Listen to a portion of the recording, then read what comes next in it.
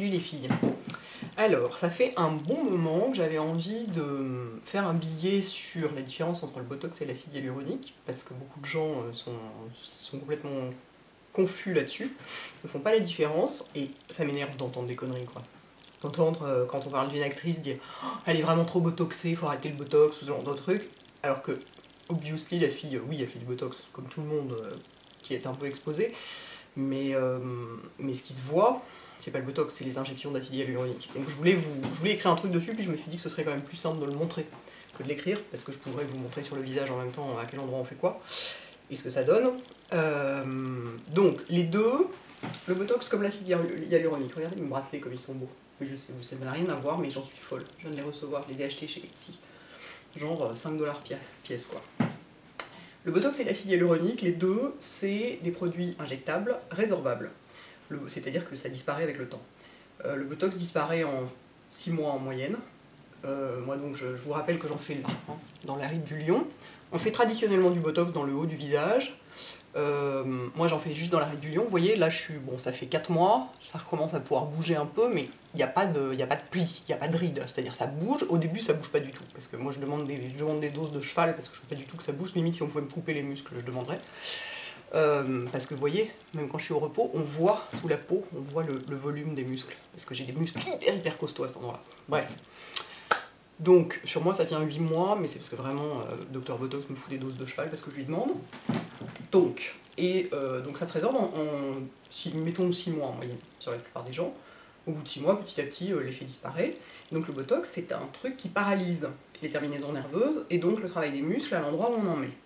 Le but étant de supprimer certaines expressions pour supprimer les rides qu'elles provoquent. Donc, moi j'en fais ici, parce que je trouve que la ride du lion, ça donne un air extrêmement sévère, anxieux, fatigué, tout ce qu'on veut.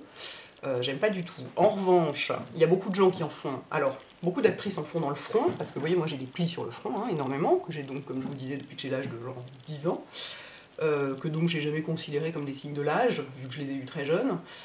Et qui donc me pose aucun problème. Et en plus, c'est parce que je hausse les sourcils en permanence. Donc moi, c'est une expression, si on me l'enlève, je suis plus moi-même, quoi. Et en plus, pour se maquiller, quand on a du Botox dans le front, pour se maquiller, il faut faire ça, quoi.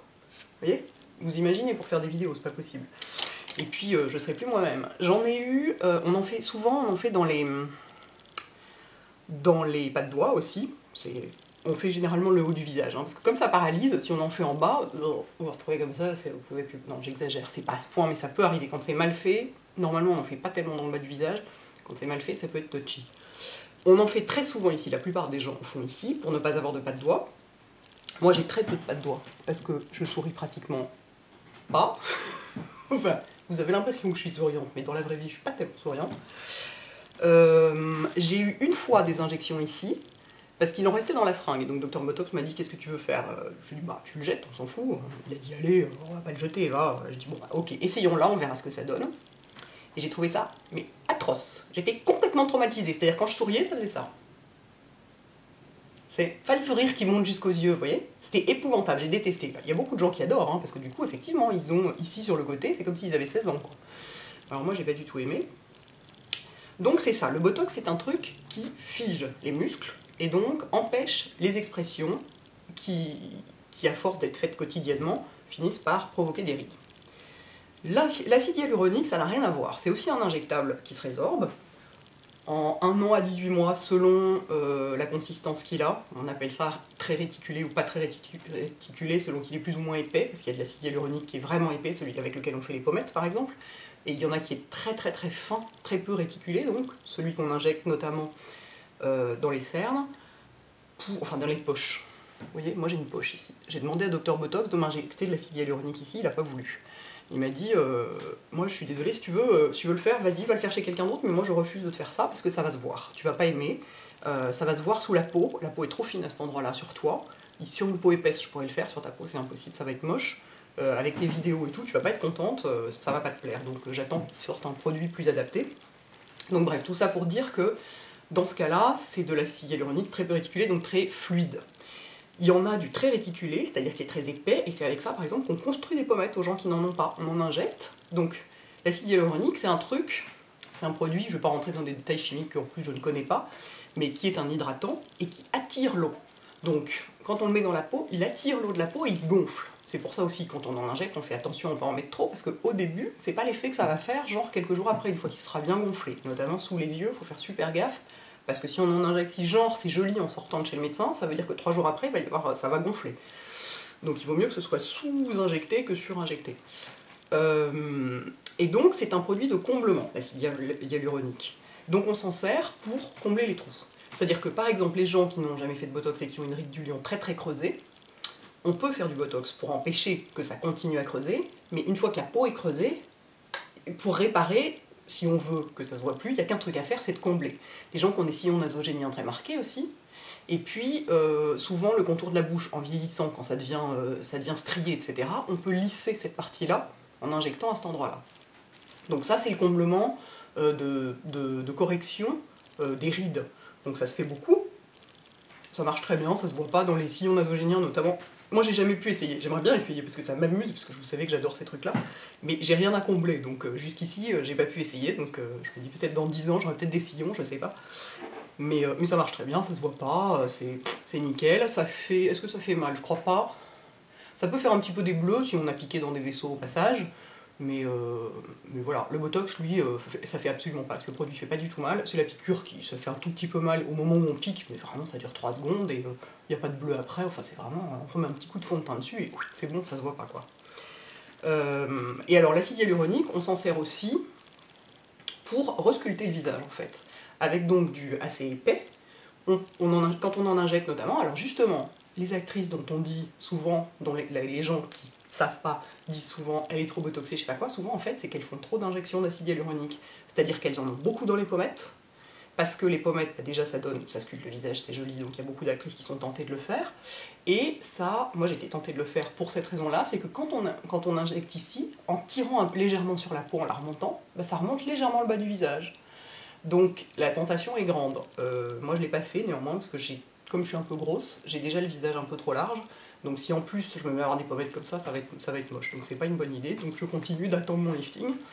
Mais donc souvent les actrices c'est ça. Elles en ont beaucoup dans les pommettes. Et plus elles vieillissent, plus elles en mettent parce que les pommettes se creusent en vieillissant, le visage s'affine et donc on injecte pas mal dans les joues souvent. On peut aussi, les gens qui ont une vraie bosse sur le nez, ça se fait de plus en plus maintenant d'en injecter sous la bosse ou au-dessus pour lisser l'arête du nez, ça marche très bien aussi. Donc voilà, donc ça c'est pour le visage. Après non, oui, non, dans le corps non, je dis des conneries parce qu'il y a un usage du botox dans le corps. Enfin non mais parfois dans le cou et le décolleté pour défroisser légèrement, mais c'est surtout qu'on peut en injecter pour les gens qui ont des problèmes de transpiration très forts. Si on en injecte sous les aisselles, ça bloque la transpiration, c'est super efficace.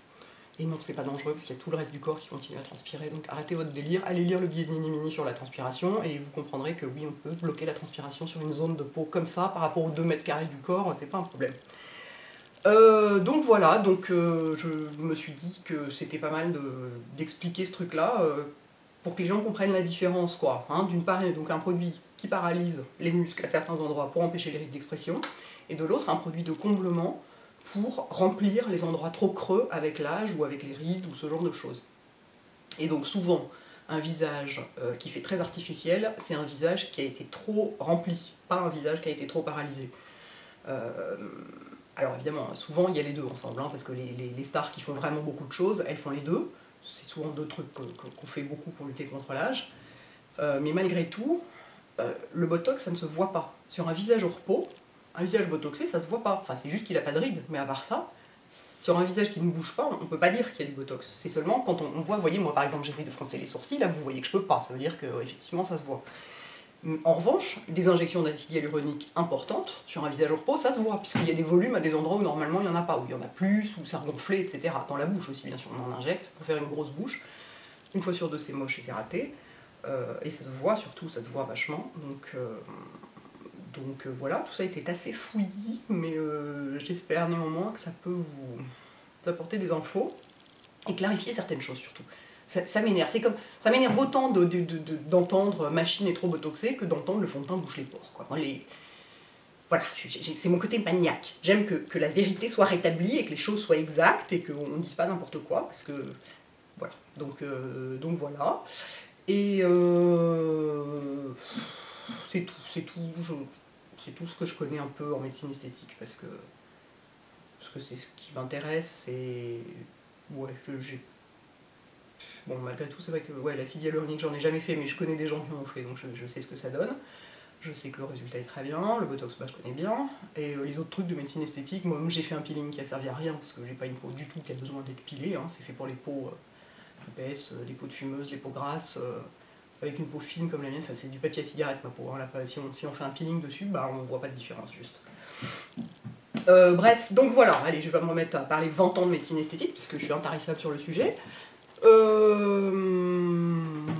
Vous allez me demander ce que c'est mon rouge à lèvres, j'en suis sûre, parce que je porte jamais de rouge à lèvres rose. C'est un Armani de la collection Printemps. Rose, rose, rose. Il n'est pas encore sorti, il sortira je sais pas quoi. Février, mars, un truc comme ça. Voilà. Vous savez tout. Ciao les filles.